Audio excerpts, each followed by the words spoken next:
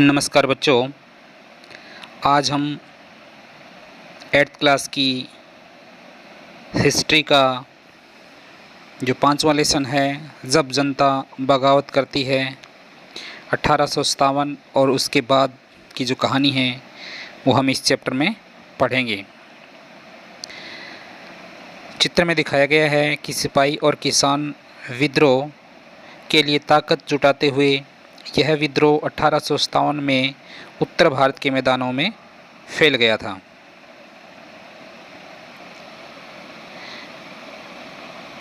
नीतियां और लोग।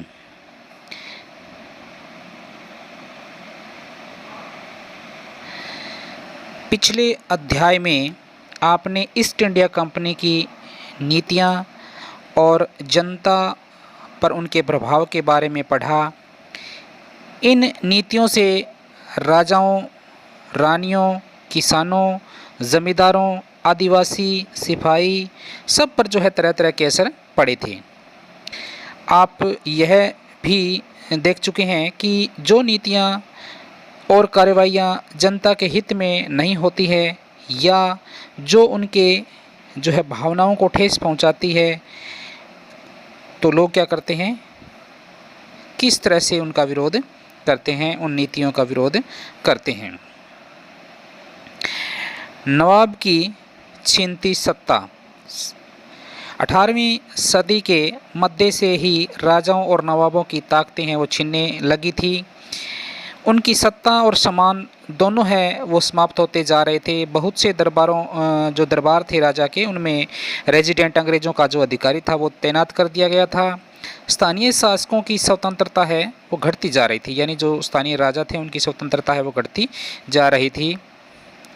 उनकी जो है सेनाओं को भंग कर दिया गया था, उनकी जो सेना है वो समाप्त कर दी गई थी और उनकी जो राजस्व वसूली करने का जो अधिकार और इलाके में एक एक करके जो है सब छीनते जा रहे थे, क्योंकि उनके इलाके में जो है सरकार ने अंग्रेज़ों ने अपनी सेना जो तैनात करती थी सहायक संधि लगा करके और रेजिडेंट जो अधिकारी नियुक्त कर दिया था अपना, जिसके तहत जो है वो अपनी मर्जी से कुछ नहीं कर पा रहे थे। तो इस प्रकार जो है धीरे धीरे उनकी सत्ता है वो समाप्त होती जा रही थी। बहुत से स्थानीय शासकों ने अपने हितों की रक्षा के लिए कंपनी के साथ जो है बातचीत भी की थी। उदाहरण के लिए झांसी की रानी लक्ष्मीबाई चाहती थी कि कंपनी जो है उनके पति की मृत्यु के बाद उनके गोद लिए हुए बेटे को जो है राजा मान ले। पेशवा बाजीराव द्वितीय के दत्तक पुत्र होता है गोद लिया हुआ पुत्र, नाना साहब ने भी जो है कंपनी से आग्रह किया। आग्रह का मतलब होता है प्रार्थना की कि जो है उनके पिता को जो पेंशन मिलती थी वह मृत्यु के बाद जो है उन्हें मिलने लगे, यानी अपने पिता की मृत्यु के बाद जो है उन्हें मिलती रहे।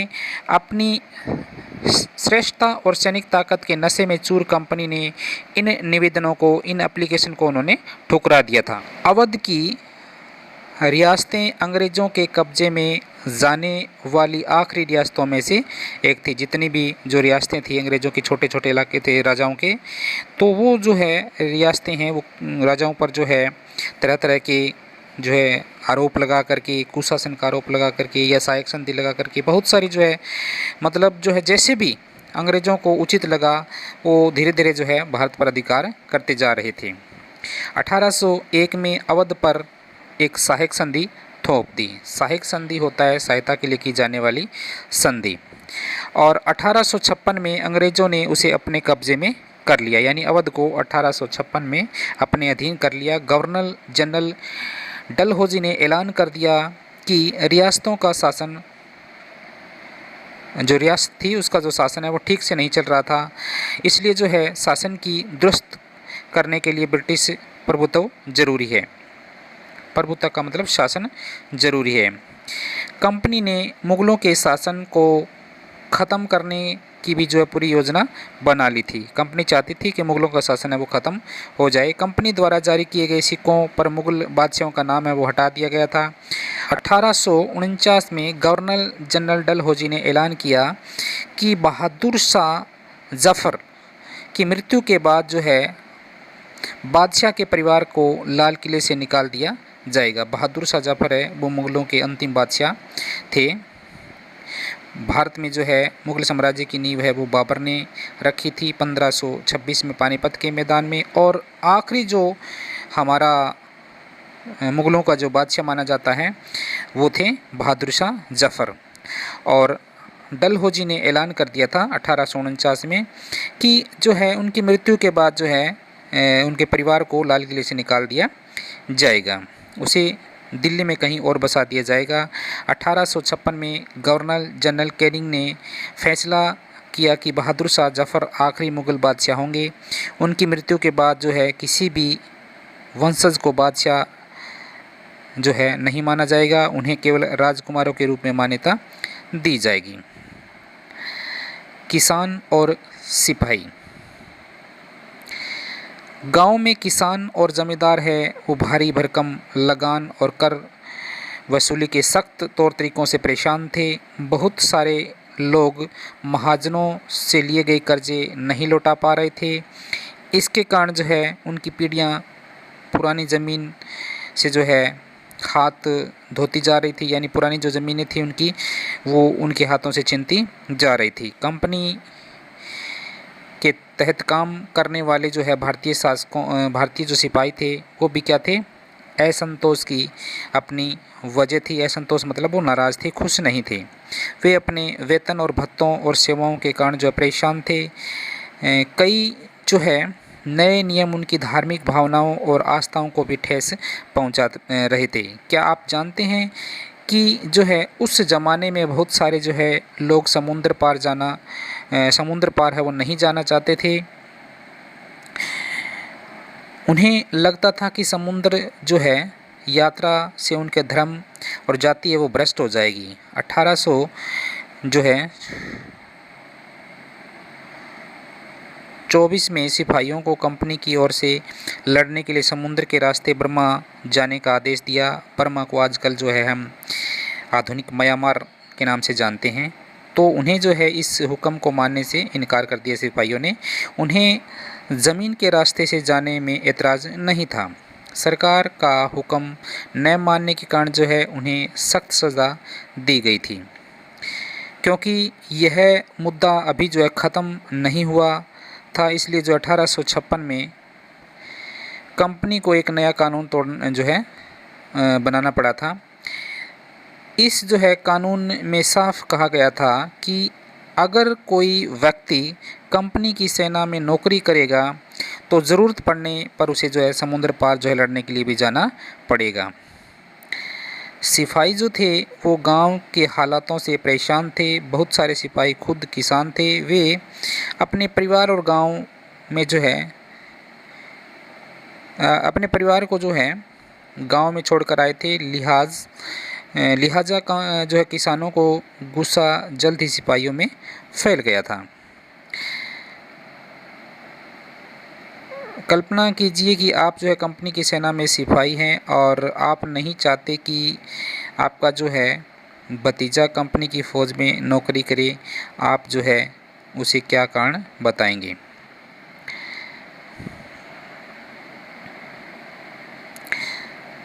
सुधारों की प्रक्रिया। अंग्रेज़ों को लगता था कि भारतीय समाज में सुधारना जो है ज़रूरी है। सती प्रथा को रोकने और विधवा विवाह को बढ़ावा देने के लिए कानून बनाए गए थे। सती प्रथा जो है एक बहुत बड़ी कुप्रथा थी उस टाइम की, क्योंकि इसमें जो है जब पति मर जाता था तो उसके जो है पत्नी को उसकी चिता के साथ ही जला दिया जाता था। तो ये एक बहुत बड़ी कुप्रथा थी और इसको जो है अंग्रेज़ों ने सुधार लाने का प्रयास भी किया था। अंग्रेजी भाषा की शिक्षा को जमकर प्रोत्साहन दिया गया। 1830 के बाद कंपनी ने नई ईसाई मिशनरियों को स्कूल जो है खुलवाकर काम करने और जहाँ तक कि ज़मीन व संपत्ति जुटाने की भी छूट दे दी थी।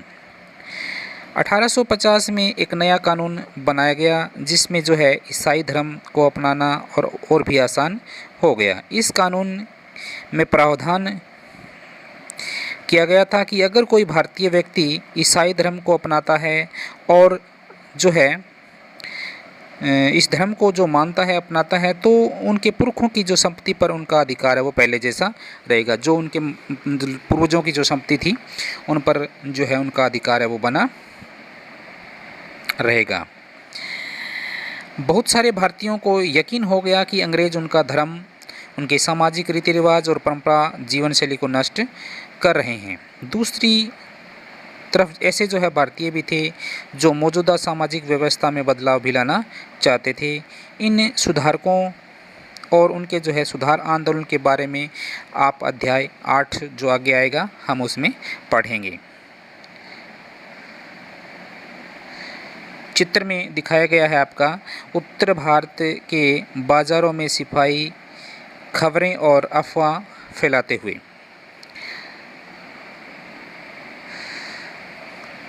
जनता की नज़र से उस ज़माने में लोग जो है अंग्रेज़ शासन के बारे में क्या सोच रहे थे, इसका जायज़ा लेने के लिए हम जो है स्रोत 1 और 2 में पढ़ेंगे। स्रोत 1 में हम पढ़ने जा रहे हैं उस टाइम जनता की सोच कैसी थी।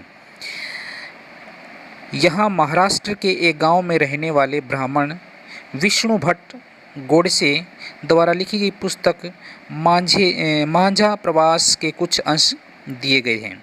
मांझा प्रवास किताब लिखी थी जो है ब्राह्मण समाज के विष्णुदत्त गोडसे ने। तो उन्होंने जो बताया कि उनके चाचा मथुरा में आयोजित किए जा रहे एक यज्ञ में भाग लेने के लिए निकले थे। विष्णु जो है भट्ट वो लिखते हैं कि रास्ते में उनकी मुलाकात कुछ सिपाहियों से हुई जिन्होंने उन्हें सलाह दी कि वे वापस लौट जाएं क्योंकि 3 दिन के भीतर ही चारों तरफ जो है कोहराम मच जाएगा। सिपाहियों ने जो कहा वह इस प्रकार था। अंग्रेज सरकार जो है हिंदुओं और मुसलमानों के धर्म को नष्ट करने का जो है पर लगी हुई है, नष्ट करने का आमाद है उनके ऊपर। उन्होंने जो है 84 नियमों की एक सूची बनाई है और कलकत्ता में सारे राजाओं और राजकुमारों की जो है मौजूदगी में उनका ऐलान कर दिया है। सिपाहियों ने उनको बताया विष्णु भट्ट को कि राजा जो है इन नियमों को मानने के लिए तैयार नहीं है। उन्होंने अंग्रेज़ों को जो है घातक परिणाम की चेतावनी दी और राजाओं ने कहा कि अगर ये नियम लागू किए गए तो जो है भारी उथल पुथल मच जाएगी। राजा भारी गुस्से में उनकी जो है राजधानियों को लौट गए हैं। तमाम बड़े लोग जो है योजना बना रहे हैं और धर्म युद्ध के लिए जो है तारीख तय कर दी गई है। मेरठ छावनी में एक गुप्त योजना तैयार करके जो है विभिन्न छावनियों में भेज दी गई है। ये सब बात है वो विष्णु दत्त है वो अपनी किताब में उन्होंने बताई है। उन्होंने बताया कि जल्दी ही हर टुकड़ियों में उत्तेजना छा गई। जो टुकड़ी थी वो क्या गई, एक्साइटेड हो गई। उस दौर की एक और झलक जो है सूबेदार सीताराम पांडे के जो है संस्मरणों से मिलती है। सीताराम पांडे को जो है 1812 में बंगाल जो है नेटिव आर्मी में सिपाही के तौर पर भर्ती किया था। उन्होंने 48 साल की नौकरी की और 1860 में वे रिटायर हो गए, सेवानिवृत्त हो गए। उन्होंने जो है बगावत को दबाने में अंग्रेज़ों की मदद की, हालांकि उनका बेटा भी विद्रोहियों के साथ था और अंग्रेज़ों ने उन्हें सीताराम की आंखों के सामने ही मार डाला था। यानी उनके बेटे को अंग्रेज़ों ने जो है सीताराम के सामने ही मार डाला था। अपने सेवानिवृत्त के बाद जो है उनके जो है कमान अफसर नॉरगेट ने उन्हें अपने समर्पण लिखने के लिए प्रेरित किया था कि जो कुछ उन्होंने देखा, जो कुछ उन्हें सीखा, तो वो सब लिखने के लिए प्रेरित किया था। सीताराम ने 1861 में अवधी भाषा में अपना संस्मरण लिखा, जिनका जो है नॉर्गेट ने अंग्रेजी में अनुवाद किया फ्रॉम सिपाही टू सूबेदार, फ्रॉम सिपाही टू सूबेदार यानी सिपाही से सूबेदार तक के नाम से जो है वो प्रकाशित हुआ था। सीताराम पांडे ने संस्मरणों का एक अंश है वो इस प्रकार था। मेरा मानना है कि अवध पर हुए कब्जे से सिपाहियों के भीतर गहरा अविश्वास भर गया था और वे जो है सरकार के खिलाफ साजिश रचने लगे हैं। अवध के नवाब और दिल्ली बादशाह के जो है नुमाइंदों को सेना की नब्ज जानने के लिए जो है पूरे भारत में भेज दिया गया है। उन्होंने सिपाहियों की भावनाओं को और हवा दी। उन्होंने सिपाहियों को बताया कि विदेशियों ने बादशाह के साथ जो है इतना बड़ा धोखा किया है। उन्होंने जो है हजार झूठे जो है गढ़ डाले हैं और सिपाहियों को अपने मालिक अंग्रेज़ों के खिलाफ बगावत करने के लिए जो उकसाया ताकि दिल्ली में बादशाह को दोबारा जो है गद्दी नहीं दी जा सके, गद्दी पर नहीं बिठाया जा सके। उनकी दलील थी कि अगर सिपाही मिलकर काम करे और उन्हें सुझावों पर जो है अमल करे तो सेना ऐसा कर सकती है। चित्र में मेरठ में विद्रोही सिपाही अफसरों पर हमला करते हुए और उनके घरों में घुस जाते हैं और इमारतों में आग लगा देते हैं। सीताराम और विष्णु भट्ट के मुताबिक लोगों के दिमाग में मुख्य चिंताएं कौन सी थी और उनकी राय में शासकों ने क्या भूमिका निभाई, सिपाही क्या भूमिका निभाते दिखाई दे रहे थे। संयोग से जो है इसी समय सरकार ने हर एक रेजिडेंट में कुछ लोगों को जो है नई राइफलों में इस्तेमाल का जो तरीका है वो बताने के लिए अलग अलग छावनी में भेजा। इन लोगों में से कुछ समय तक जो सिपाहियों को प्रशिक्षण दिया, ट्रेनिंग दी उनकी, और इसी दौरान न जाने कहां से खबर फैल गई कि राइफलों में इस्तेमाल होने वाला जो कारतूस पर गाय और सूअर की चर्बी का लेप चढ़ा है। हमारी रेजिमेंट में जो लोग थे वो दूसरे लोगों को लिखकर यह खबर भेजने लगे और जल्द ही जो है हर एक रेजिडेंट जो सिपाहियों की टोली थी में जो है उत्तेजना का माहौल है वो बन गया। कुछ लोगों ने कहा कि उनकी 40 साल की नौकरी में सरकार ने उनके जो है मजहब को चोट पहुंचाने के लिए कुछ नहीं किया था। लेकिन जैसा कि मैंने जो है पहले ही जिक्र किया कि अवध पर जो है कब्जे के कारण सिपाही पहले ही गुस्से में थे। स्वार्थी लोगों ने फौरन यह कहानी गढ़ दी थी कि अंग्रेज़ तो उनके जो है ईसाई बनाना चाहते हैं, इसलिए जो है उन्होंने कारतूस तैयार किए हैं ताकि जो है इस्तेमाल करने से मुसलमान और हिंदू दोनों ही भ्रष्ट हो जाएं।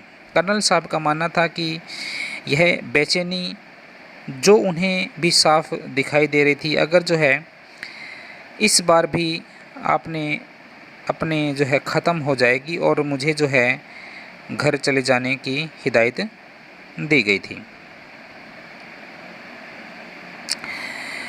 सैनिक विद्रोह जन विद्रोह बन गया, यानी जो सैनिकों में चर्बी वाले कारतूस को लेकर जो विद्रोह हुआ था वो जो विद्रोह है वो यानी आम जनता का विद्रोह बन गया था। यद्यपि शासक और प्रजा के बीच संघर्ष है, कोई नई अनोखी बात नहीं होती, लेकिन कभी कभी ये संघर्ष वो इतना फैल जाते हैं कि राज्य की सत्ता है वो छिन भिन हो जाती है। बहुत सारे लोग मानने लगे कि जो है उन सब का शत्रु एक है, इसलिए जो है वे सभी कुछ करना चाहते हैं। इस तरह की स्थिति में हालात अपने हाथ में जो है लेने के लिए लोगों ने संगठित होकर जो है लड़ना शुरू किया। उन्हें संचार, पहलकदमी और आत्मविश्वास का परिचय देना जो है होता है। भारत के उत्तरी भागों में 1857 में ऐसी जो है स्थिति पैदा हो गई थी। फतह और शासक के 100 साल बाद ईस्ट इंडिया कंपनी को एक भारी विद्रोह से झूलना पड़ा था और मई 1857 में शुरू हुई इस बगावत ने भारत के कंपनियों का अस्तित्व है वो खतरे में डाल दिया गया था। और मेरठ से शुरू करके जो है सिपाहियों ने कई जगह बगावत की थी।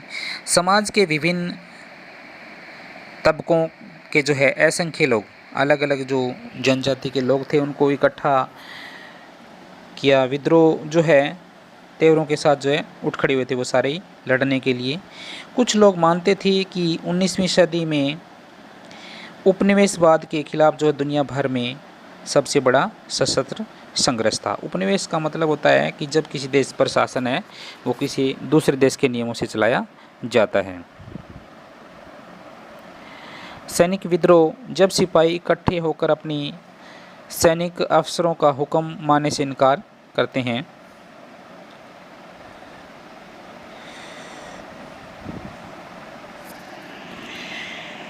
चित्र 4 में जो दिखाया गया है कि 3 जुलाई 1857 को 3000 से ज़्यादा विद्रोही बरेली यूपी के अंदर हैं से दिल्ली आ पहुँचे। उन्होंने यमुना को पार किया और ब्रिटिश जो है कैवलरी चौकियों पर धावा बोल दिया था और इस युद्ध में जो है पूरी रात ये युद्ध है वो चला था मेरठ से दिल्ली तक।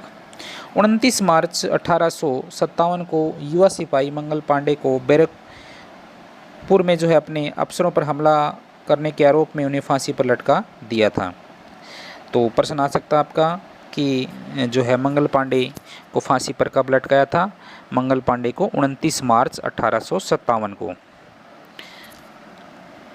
29 मार्च 1857 को मंगल पांडे को जो है फांसी पर लटका दिया था। चंद दिनों बाद मेरठ में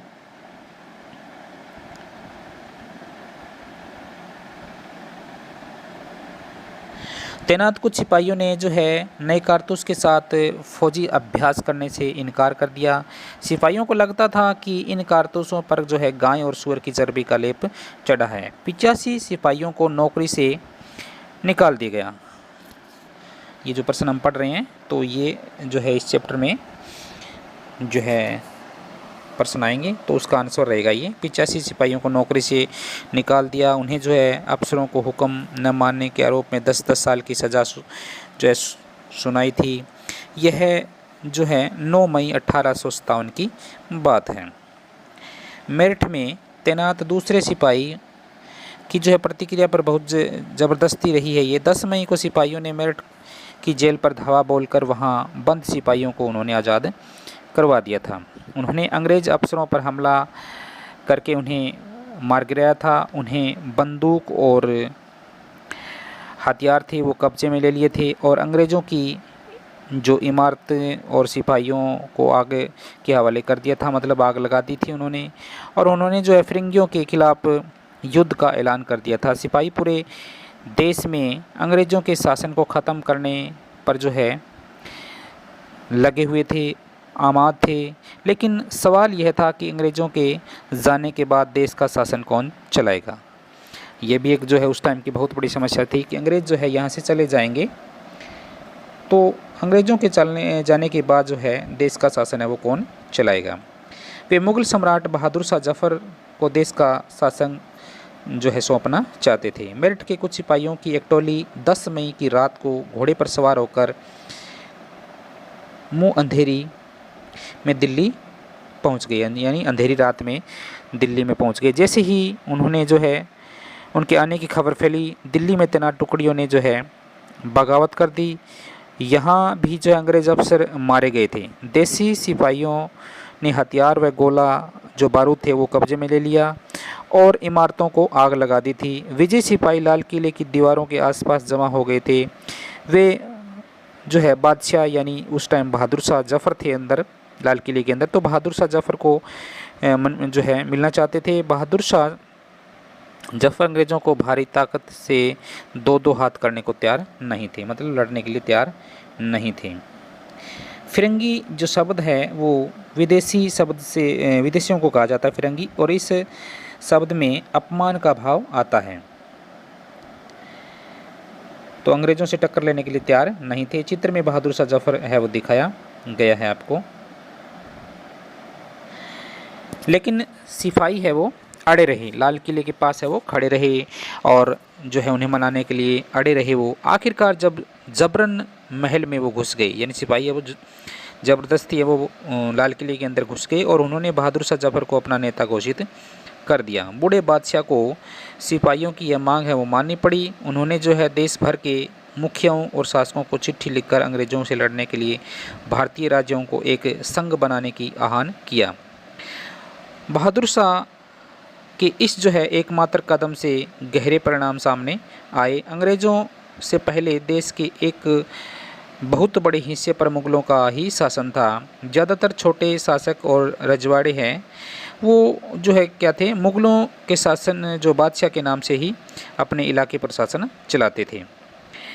तो जो ब्रिटिश शासन के विस्तार से भयभीत ऐसे शासकों को लग रहा था कि अगर जो है मुग़ल बादशाह दोबारा से शासक स्थापित कर लेते हैं तो जो है मुग़ल आधिपत्य में दोबारा जो है अपने इलाकों पर वो शासन जो है बेफिक्री होकर चला सकते हैं। तो ऐसी जो है कई शासक भी थे, इसलिए जो है उन्होंने साथ देने के लिए वो जो राजा थे वो तैयार हो गए थे। अंग्रेज़ों को इन घटनाओं की उम्मीद नहीं थी।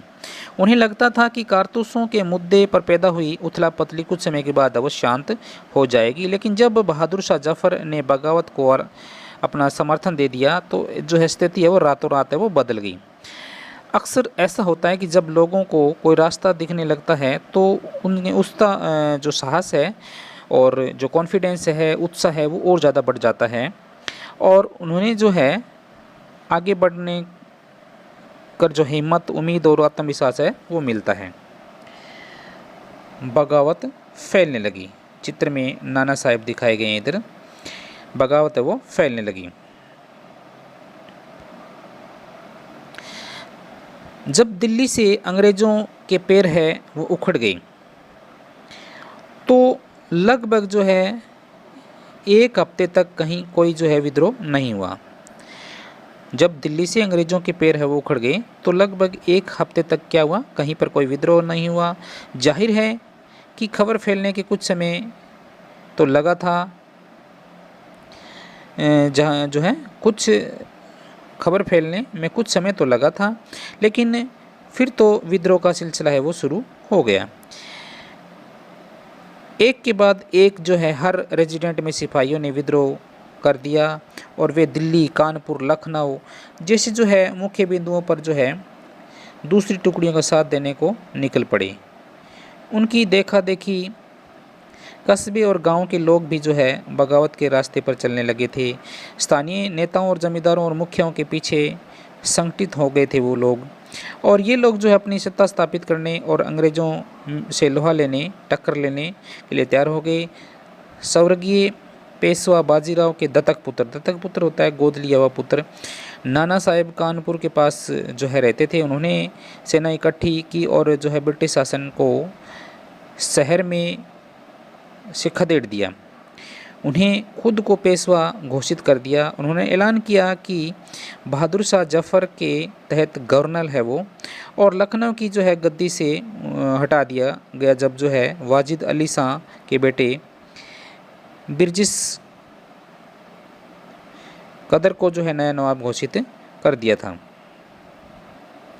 जब जनता बगावत करती है चित्र में दिखाया गया है। तो आज के लिए इतना ही। Thank you, have a good day.